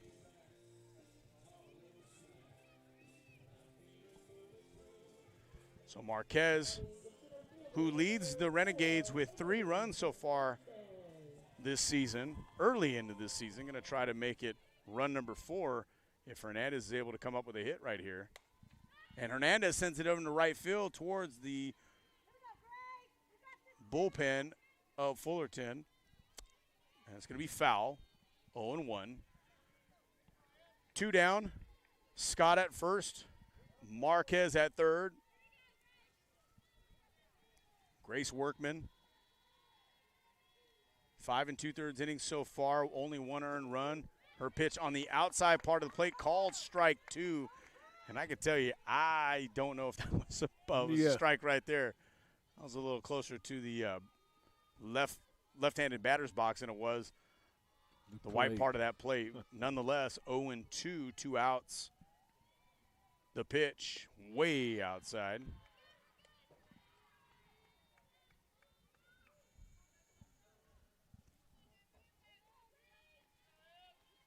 Hernandez, sophomore out of Highland.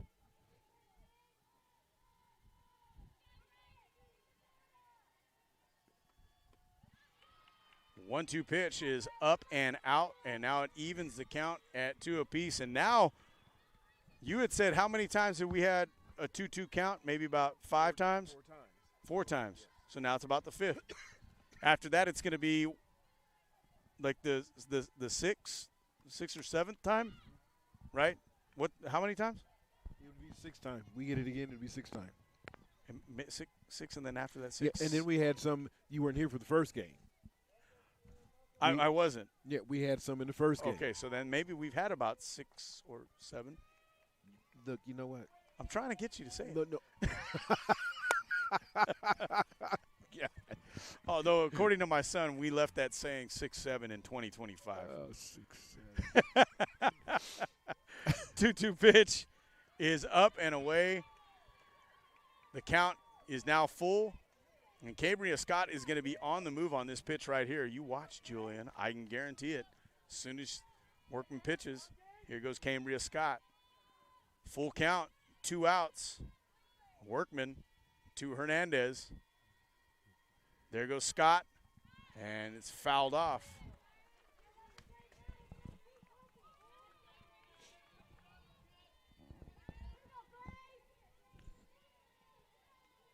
So Workman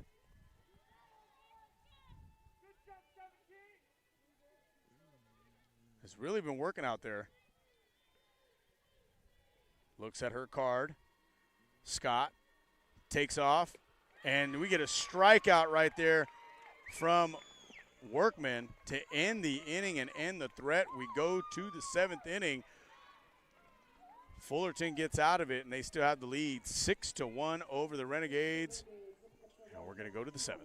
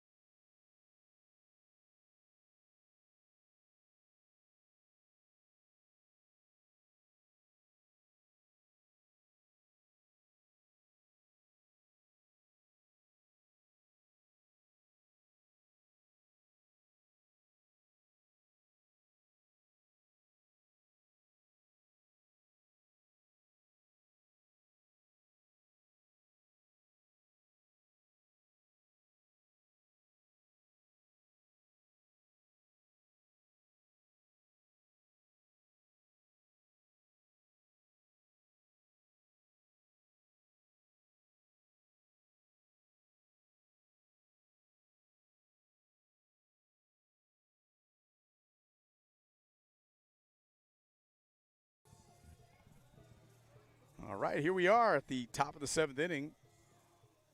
Fullerton coming up with a 6-1 lead. Lillian Visser out there in the circle for the Renegades. And now stepping up to the plate, got a new hitter, Madison Bohm, the outfielder, number 32, freshman out of Murrieta Mesa. They like to call that the Inland Empire down there, the IE.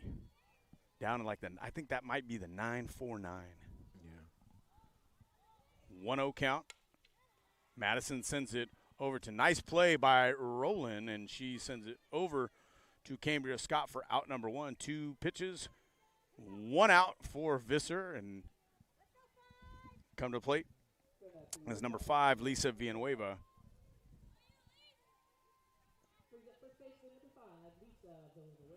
Lisa did nothing but send the last pitch that she's seen, roughly about 270 feet in center field, left center field.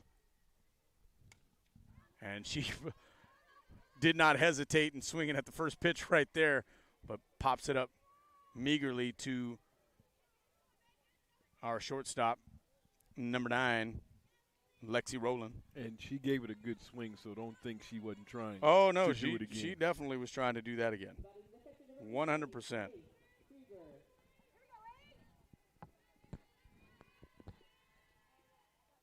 And now Faith Kruger coming up. Faith takes first pitch for a strike.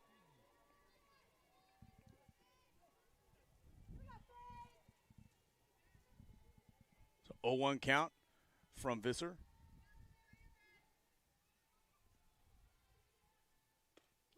Strike 2 from Visser. Good job to get ahead.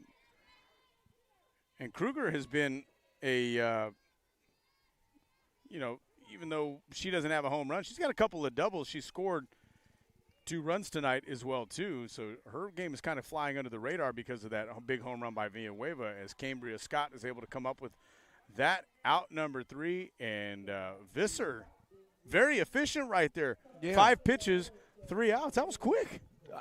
I mean, we blinked. I think there's another word for that. Quick is not the right word. It was faster than that. So what is it that Muhammad Ali used to say? I'm so fast, I turn off the lights and I'm in bed before it's dark. Yeah, I can't imagine that kind of speed. I turn off the light and I'm so pretty. The light goes out. Wow. Yeah, that is one thing. I you know, a lot of times you'll be asked, you know, if you had a chance to, you know, go back in time and watch a particular athlete that you didn't get to see, you know, in their prime, who would that be? And, you know, Muhammad Ali's prime was anywhere between, I don't know, maybe 8 to 20 years before I was born. Right. Well, you know, but that was a tough time too, Oh, in 100%. the country. So, you know, yeah, it would have been great to see that level of athleticism and for young people today. I mean, you can find video on these guys, and if you can just watch them, you look at their bodies, you look at how they trained. I mean, Yeah, they didn't have the type of equipment, the type of technology, or anything like that that you see today. You know, and these young ladies here too, they have the opportunity to go to, you know, these colleges that have fantastic training equipment, and they've got some of the best recovery stuff that you can find here for therapy and everything like that. Those guys back 50, 60 years ago, they didn't have any of that stuff. That's why when I heard LeBron James the other day say that the players today have it harder than playing in the 80s or 90s in basketball. No. And when I heard that, I said, you know, that's a little bit tone deaf. Yeah, you know, no. they were just talking about possessions and how fast they go back and forth. But my thing is that even though you had less possessions, there were still guys that were elbowing people right in the middle of the chest there. I still say the Dream Team was the best basketball team ever assembled. That's right. That original one. That's right. As we go to the bottom of the 7th here, first pitch swinging here is number 16 for the Renegades.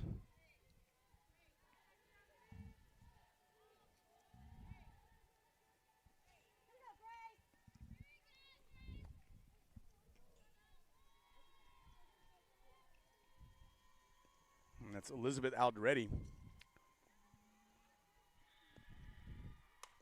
Alderetti sends it over to shortstop. Come up with the first out of the 7th inning. Alderetti, a 2-sport athlete out of Miramonte High School. She's also a golfer. And she actually went out of town to play softball, came back, didn't know she wanted to play softball, played golf. Coach Goodman was on campus and says, I hear Elizabeth Alderetti's back on campus, and convinced her to come out for the softball team. Now we got Baraja, sends it into center field. Big swing, but nice track and catch by Hilvers out there in center field. And with 2 outs, the Renegades see themselves down to their final out. And now you got number 14, Jennifer Padilla, the right fielder out of Highland High School.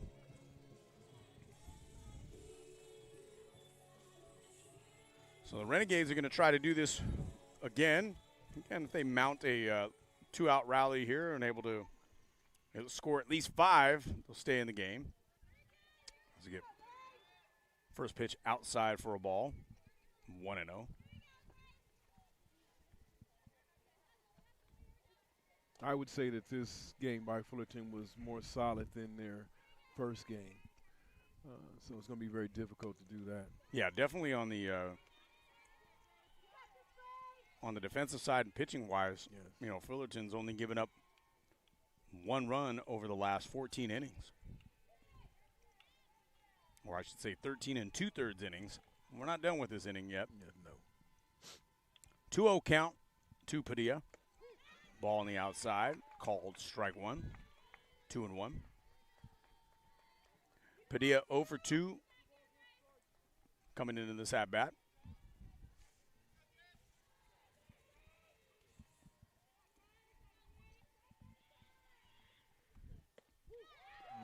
Looks at strike number 2, and we've got Deuces Wild again. Here we go. Don't say it. Don't say it. I won't. We left that in 2025.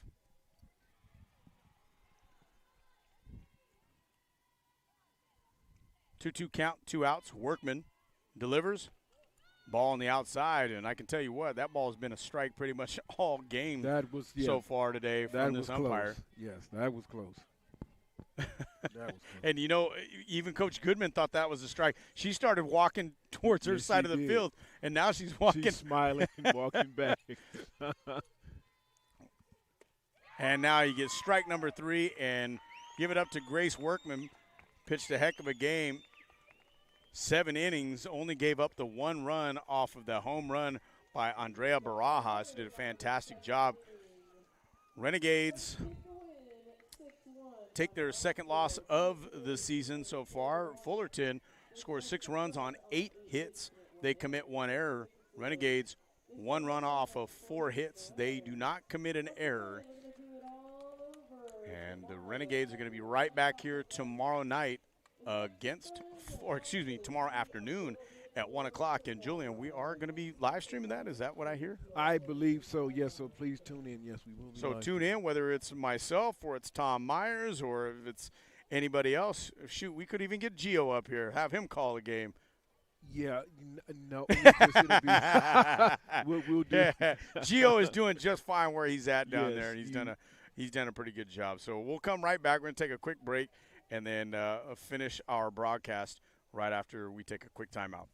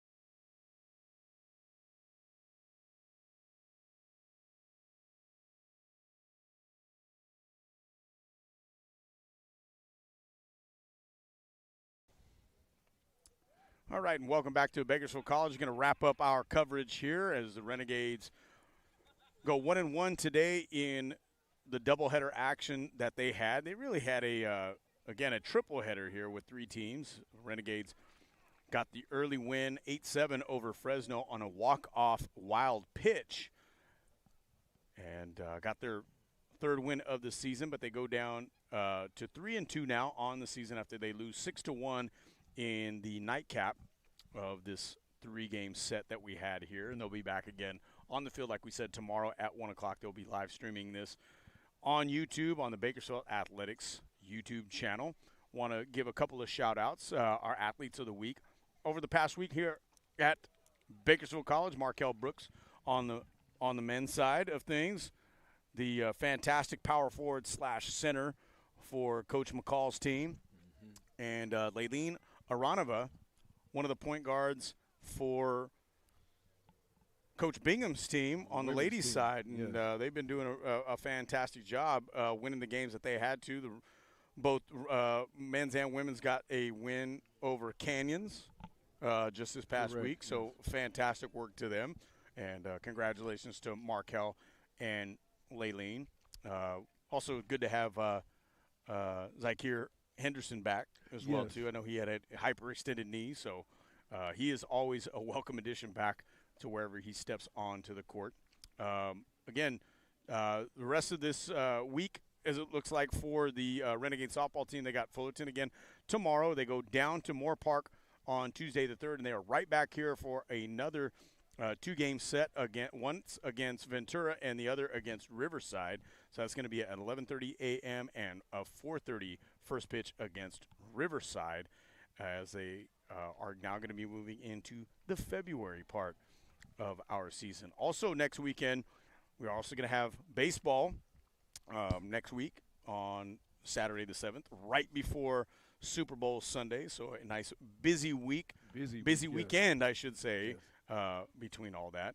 So we do have that. Also, again, the men's basketball is going to be down at Santa Monica tomorrow, looks like. And looks like baseball lost up in Modesto earlier today, 5-1.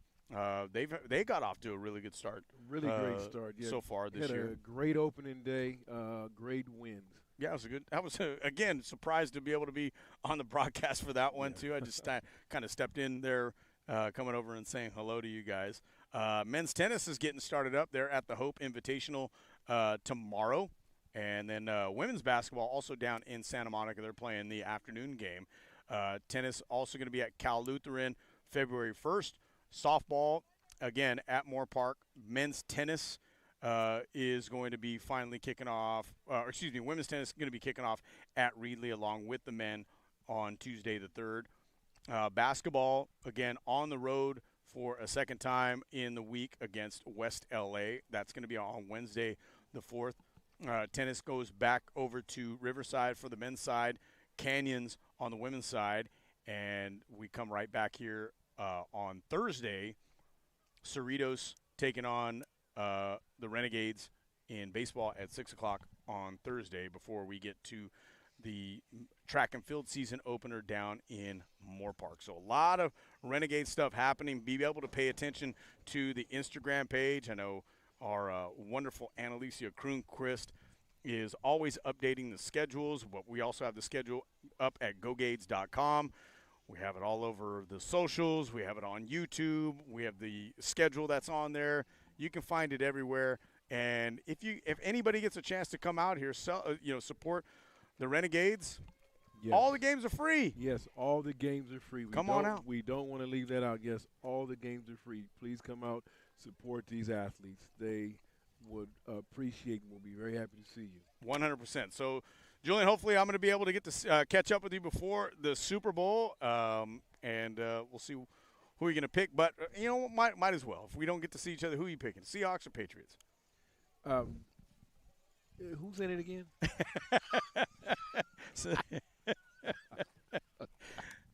Steve Largent is he's the starting receiver for the Seahawks. I'll take you back just a little bit on that one. Bad. Is Teddy Bruschi still playing for the Patriots? No, I've got the Seahawks. I got them winning by 11. How about that? 28-17.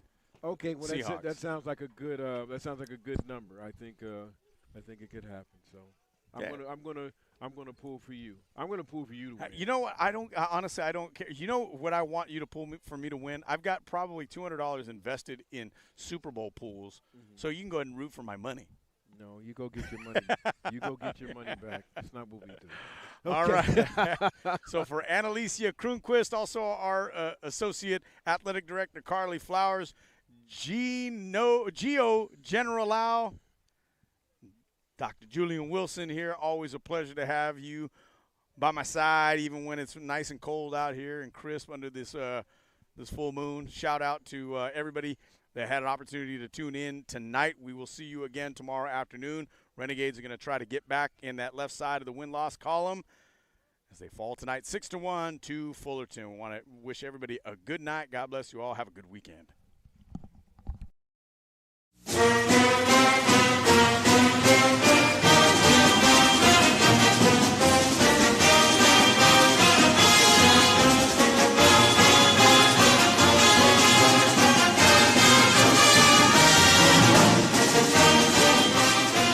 Bakersfield College Athletics thanks you for watching this broadcast. For more BC Athletics sports videos, highlights, and replays, subscribe to Bakersfield College Athletics on YouTube. And for news, live broadcasts, and schedule information across all our sports, visit GoGades.com.